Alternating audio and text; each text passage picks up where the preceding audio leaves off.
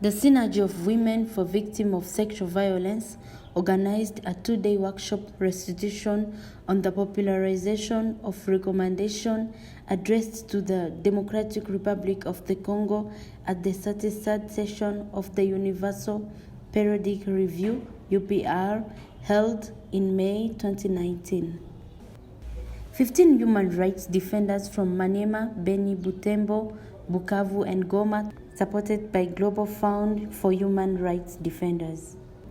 The facilitator said that UPR is a review in which all the United Nations member states talk about progress made in relation to the human rights situation in their countries.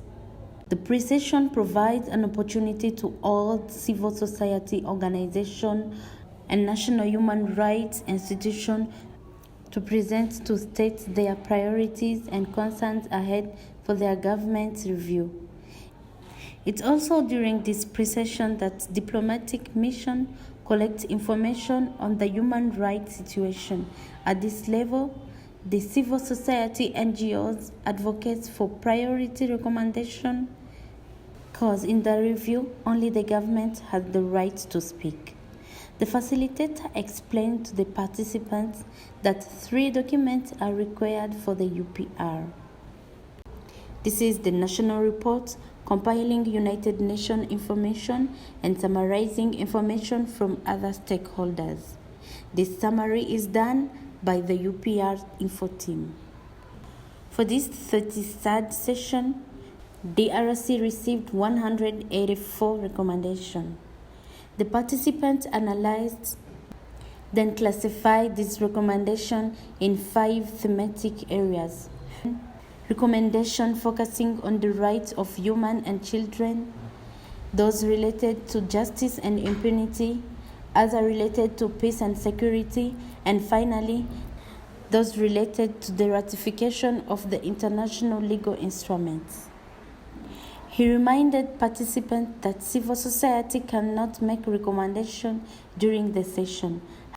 However, it is an essential part of the mechanism for 2 reasons.